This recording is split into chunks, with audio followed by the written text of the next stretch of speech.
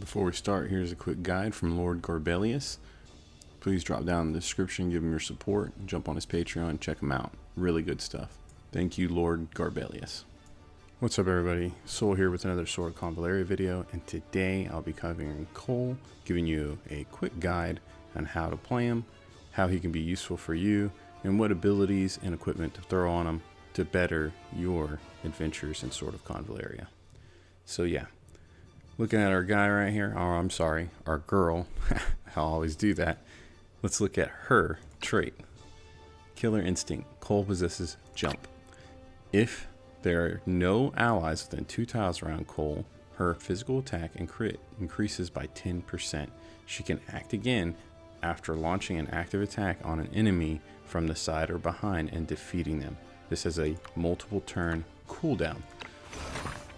And so Jump allows them to jump higher than what they would normally be able to, triples that, and then Act Again allows them to take another action. It's a very powerful mechanic. Now this starts at 5% at 1 star, my Cole is 2 star. At 3 star, not only does that physical attack move at 10% like it does at 2 turns, but that cooldown drops to 2. Really, really important there. At 4 stars, it's 15% physical attack and crit increase with a 2-turn cooldown still, but at 5 stars, it jumps up to 1 turn cooldown, which is pretty powerful in most cases. However, Cole, towards the end of the game, when you would consider being in game, she's not killing enemies like she does early on when you first get this character, or maybe when you first open your account. It's unfortunate. It doesn't mean she's not useful and doesn't have a purpose. She just doesn't have the capability of just massacring the whole screen like she does early on in your account's life. And so I don't think that this is necessarily a character you need to get up to 5 stars. I think you could be comfortable at 3 stars, getting that cooldown down to 2 turns, possibly 4 stars if you want that 15%, but 3 stars I think is comfortable. Now let's go jump over and look at her ranks. Of course, bear in mind, this is a character I got as soon as I created my account. And so I was a little frivolous with Castalia, but it's good for testing and things like that. But I'm going to tell you how you should spend yours wisely. Now at rank 1, over here on the left, you've got Ambush. It's a passive. When performing an active attack, if the target is unharmed, it deals 20% physical damage. When performing a back attack on unharmed targets, it additionally inflicts no passive skill for 1 turn. Well, that's the thing. You don't want them to survive. So I don't think this is a good idea for you to pick up this passive. I think on the right is what you're better off getting, and that is a support ability, and it's an instant, and it teleports behind the enemy and steals 1 random attribute buff from the target. Shadow Gate. Really good ability. 3-turn cooldown's a little unfortunate, however, still a decent ability that I find personally I don't use too often. Now up here at rank 3, you have 2 options as always. Assault is on the left. It is a support instant. It gains crit 1, crit damage 1, and move 2 is what she gets off of this. This is a very solid buff and a great way to start the battle. This can be very useful in PvP settings and situations. Like I said though, late game, PvE and such, it doesn't have a lot of utility, and so I wouldn't suggest picking up this ability. I think that you'll find you'll have a lot more utility out of her ability on the right at rank 3, and that is Mask. And so Mask is a healing ability. Cole dispels 2 debuffs and recovers 25% HP. She gains invisibility and crit 5 for 1 turn. Invisibility is a buff. A character cannot be targeted by skills, but is still affected by AoE damage and environmental damage, and also can be locked onto. This is very powerful. You can be hit by AoEs as I just read, but enemies won't be able to just come up to you and target you and smack you at all. It's very, very powerful. This just makes them an invisible block in the road, if you will. And so that's what Cole is able to do with this. And then of course that crit 5 is massive. Increases her crit by 75%. There's multiple reasons why you want this ability. Remember, she kills someone, she gets that act again. Kill them, drop them. Maybe they're a part of a crowd. Maybe it puts Cole in danger to do it. Boom, Mask, invisibility, and she's out. Up here at rank 5, on the right, you've got counterattack. It's her reaction. When hit by an active attack from the front or side, she performs a basic attack, Strike Back. If the attacker is within range, deal 70% of the basic attack's damage The effect can be activated up to 1 time per round. I do not suggest you pick up this reaction. I suggest you get Eerie Footwork on the left. This reaction, when healthy, after receiving a single target attack, teleports behind the attacker, initiates a strike back, deals 70% damage, and gains dodge for 1 turn. When injured, triggers dodge. Really good. It has a 3-turn cooldown. Really, really good. This is obviously very powerful because not only does it put her directly behind your opponent and allow her to do the damage, and you're giving her even more capability to do that damage, whereas she would just normally just do a crit attack, you're also getting that bonus dodge. This just is incredibly useful and just outright better as a reaction in my opinion. Now up here at rank 7, this is the only area I would suggest you to consider using a Castalia. Now on the left you have her aura, and that's Perfect Assassin.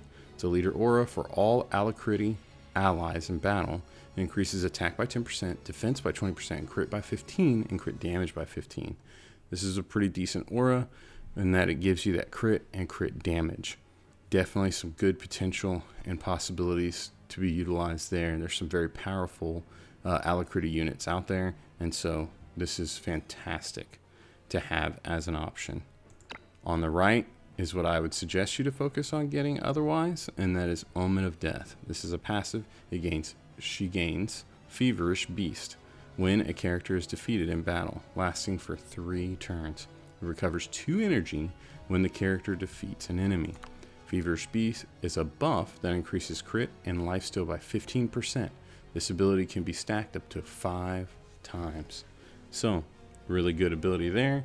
Can be stacked up to 15 times, and like it says, it lasts for 3 turns. Great to have that lifesteal for the sustain. She's out there on her own, taking damage.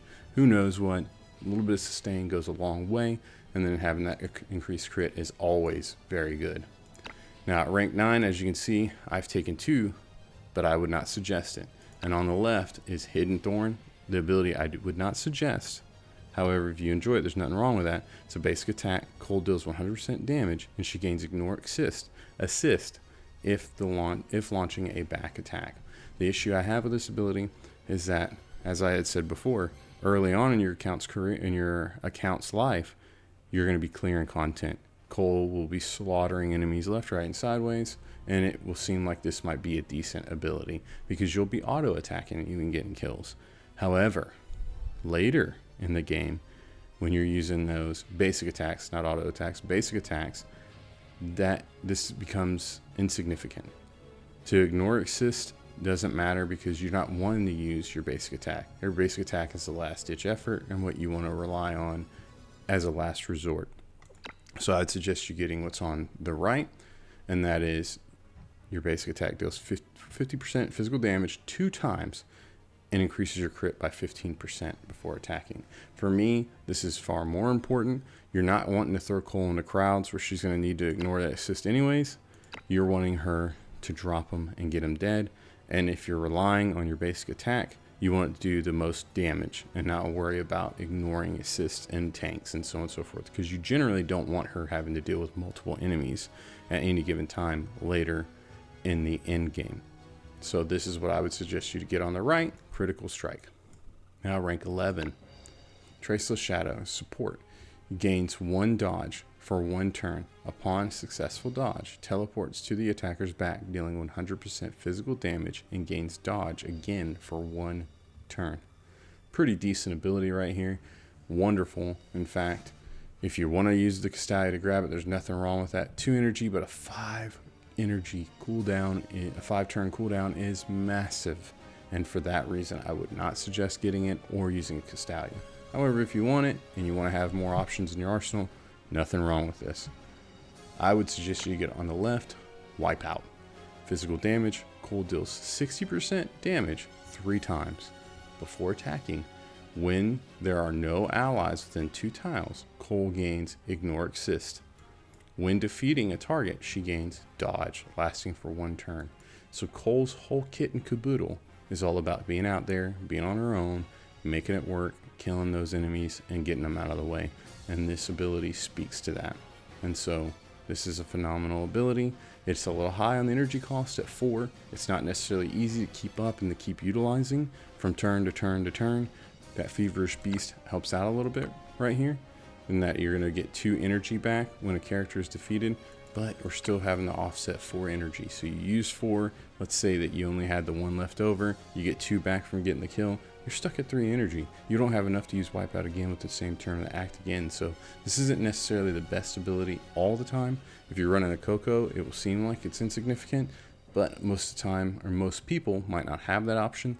And so this is a fantastic ability for getting those one shots, but few and far between, and with respect to that high energy cost. Now, let's have a look at the last ability that Cole starts with, and that is Flurry of Stabs. Physical damage, deals 45% physical damage 3 times, and when attacking, your crit is increased by 20%. Note that 2 energy cost. Most of the time when I take Cole into a match and I want her to get out and about and around and kill the back line, this is the ability that I'm going to take, and that's because of its low energy cost and the ability to be utilized multiple times in a single turn. This is the ability she starts with, and it is absolutely phenomenal. Now let's take a look at her weapons. Above and beyond, Cole's best weapon, in my opinion, is Void Stab. I think it's undeniable. This weapon right here increases your crit by 15%. When using a skill, you gain 1 stack of Void. The effect increases your crit damage by 5% and can be stacked up to 6 times. The effect lasts up to until the end of the next 2 turns. This is phenomenal. Cole does a lot of critting and needs to in order to get those kills and to be effective, and to get that bonus crit damage is highly important. So this is absolutely Cole's best in slot, especially because after using a skill, you're going to often use multiple skills on a single turn on Cole with that act again and so on and so forth. It just makes perfect sense to have Void Stab. A strong number 2 candidate for Cole as far as a weapon is Ever Burning Blade. This is a good choice just because you're inflicting that Scorch and you're doing extra damage to enemies with Scorch, and it pairs well with Cole's mentor, and and that is Miguel. But regardless, this is not Cole's best in slot. This is the second choice if you're not able to utilize Void Stab. There's nothing wrong with using Everburn Blade, and if you prefer it over Void Stab, there's nothing wrong with that either. Play the game your way. Number 3, in my opinion, is just to give Cole some bulk, Newborn Blade. If you're worried about Cole, or maybe she's dying too easily, there's nothing wrong with this weapon. It gives her a little extra physical attack based on HP, and the HP gives her a little more extra bulk so that she can survive more getting out and around in that back line. However, I do not suggest this. This is third choice. And then, of course, honorable mention is Ceremonial Knife. If you're a new account user, or maybe you just haven't been lucky with your legendary drops just yet, it will happen in time, trust me. However, Ceremonial Knife, when launching a back attack, crit is increased by 12%. Super duper solid weapon, and there's nothing wrong with one in this epic knife. Moving over to Cole's Trinkets, undisputably number 1 best in slot, just matches her kit through and through, is Maverick's Cloak. When there are no allies within 3 tiles around the character, her attack and defense is increased by 12%, and her crit is increased by 20%. It goes along with what you've seen in her ability Wipeout. It goes along with what you've seen in her trait. It just makes perfect sense. It's how you want to play Cole. It's how Cole is meant to be played, and this is the perfect trinket for her. Now, if you don't have this trinket, or maybe you don't feel comfortable using this trinket because of low star value, or whatever the case may be, or maybe you just don't like it, another great choice for me, in my opinion, is Space Time Ring. This is a very rare trinket, though, however, but it gives you some good mobility and a quick get out of jail free card if you want to get her into a better position and back with your allies so that she doesn't die. Or maybe you need her to extend to make a kill and then to get back into position, whatever the case may be. This is a very solid number 2 choice, in my opinion. And then number 3 for me on Cole would be Origin Hourglass. And so this allows you to increase your physical attack and magic attack by a set percentage, and it makes you immune to move and speed down. That is pretty great for Cole because you don't want her to get slowed down. You don't want her to be stopped, and so you don't want to limit her movement.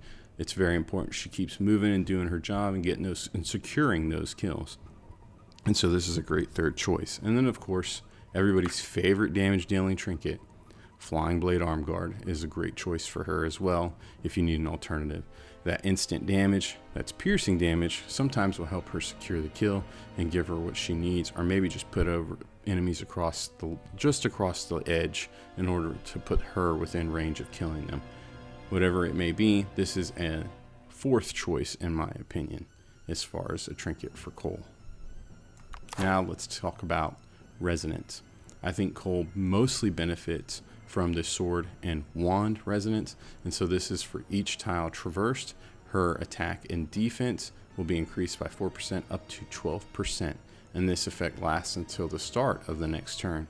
I think that's very, very good. This will allow her to extend, get out there, get the kill, be safe, and more resilient when she's taking damage after extending to get the kill, and then also helping her do more damage to secure the kill. For me, this is the best resonance on Cole. An honorable mention, of course, is the sword and the cup. That will give you some extra damage and lifesteal. However, I think that is the second best option, and that the sword and the wand is the best option. Now let's talk about some tarot whispers. I think Cole's best tarot whisper is Verdict of Justice. This increases her crit by 15%. And then with that hidden effect, you're increasing her crit damage by a further 15%, helping you to ensure you're not only getting those crits, but that you're doing extra damage with those crits. That's very important in my opinion. And I think this is her best tarot for that reason. Now, number 2 for Cole is probably going to be Devil's Temptation in my opinion. And so this is going to give you attack and defense stacks based on the enemies killed, and just makes you more resilient over the course of the battle. And so maybe a couple enemies need to die before Cole can go out and do her thing. Regardless, she's getting a very good, decent buff and becoming more resilient and attack worthy by those enemies dying, helping her to do her job, to get out there and to kill them and to survive the aftermath. Another great tarot for Cole, in my opinion, that might not necessarily be highly recommended is the World. I like Guidance of the World because you recover 1 energy additionally when not using an active skill, and you go into standby. That's going to absolutely happen sometimes on Cole. You have to be patient. A good assassin doesn't rush into the fray. You need to wait for your opportunity to strike, and that's what Cole does. And so sometimes when you go into standby, you get that extra energy, and it allows her to do her job faster, sometimes even. And so this is a fantastic option. And if you got that hidden effect, it reduces the cooldown of active skills by 1 turn as well when you use that standby. So I think this is a phenomenal tarot for Cole, and it allows her to be more effective and to do her job better, especially if you're running that wipeout skill for Cole. And then I'd say the last tarot that I would recommend on Cole is going to be Hierophant's Law. Here it is right here. AoE damage to taken is decreased by 20%. That helps because when she goes invisible, the only damage she's really going to take is AoE damage, and you're mitigating that if it happens. But more importantly, you're getting that bonus to single target attack damage by 20%. That's really, really good. I haven't seen that you get extra healing from her ability with this, but I haven't thoroughly tested and looked for it either. But that single target attack, you are getting that bonus 20% damage on her attacks, as they're all single target. Really, really good option right here. 4th option in my opinion. And so yeah, that's Cole. That's how I'd run her. Let's take her into a battle, and I can show you what she can do, and for you and your team at a later phase of the game. So here we are. We're in Tower 9-2, and so we are clumped up. We have our enemies separated into 2 groups, and as you can see, they've got us kind of pinned over here. Cole comes up, uses invisibility or mask, and is then not able to be targeted, and the rest of our team's going to move up and just start doing their thing and dealing damage clearing away. Now, when I play Cole, I often like to use teleport as my tactic, so that way I can move her around and get her to the back line so she can do her job more easily, or even get her out of trouble. Now we're using a recruited assassin right there to do a little bit of blink tanking. Homa comes up and does some very solid damage. We teleport Cole behind, and Cole does what she does best. Goes in for the kill, assassinates one. The next one's a defender. However, Recruit Assassin is going to pull him over and keep him zoned and away from Cole. Now we're going to mark him with Miguel, giving that buff for anyone that attacks him, but also giving the energy to whoever kills him. A little bit of a heal from Homa.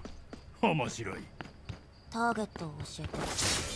moves over, deals a little bit of damage. We stopped our opponent right there. We have the type advantage, so it shouldn't really be able to hurt Cole. She's not made of paper, fortunately. Good damage, good kill right there from Agata. Thank you. There was a counterattack from Cole. Cole's blink, but goes ahead and gets a turn, moves over, and uses mass as invisible. Unfortunately, we don't get the heal because of her debuff. But regardless, they can't target her. Now, we target the ground there with Miguel to help make sure those enemies are zoned and they can't reach us. Now they're also burned for trying. Cole comes up from behind, does a little bit of damage, isn't able to secure the kill. Agata comes over, great damage, and does some beautiful handling.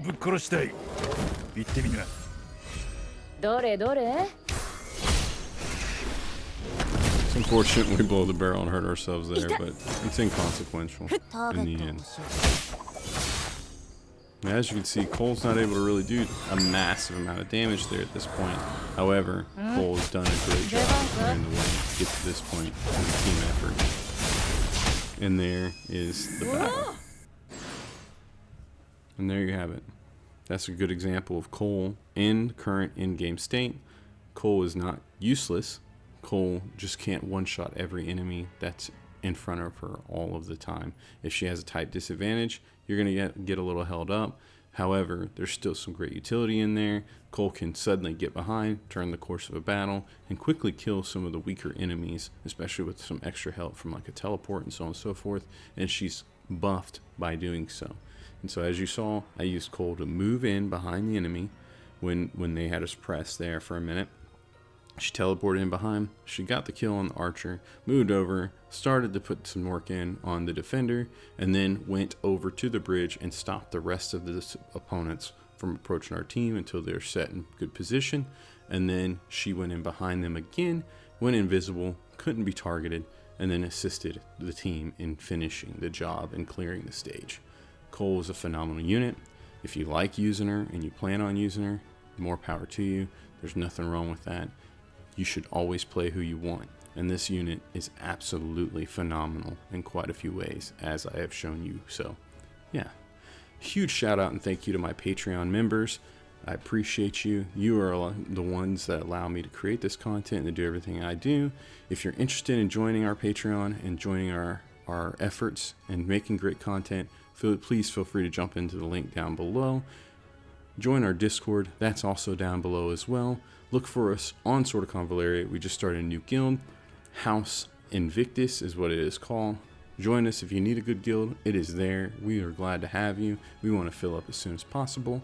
And yeah, thank you for everything, and thank you for watching up to this point. Remember, drop me a like and a subscribe. It really helps me out. And good luck in all of your Sword of Convallaria journeys. Until next time, catch you later. Bye.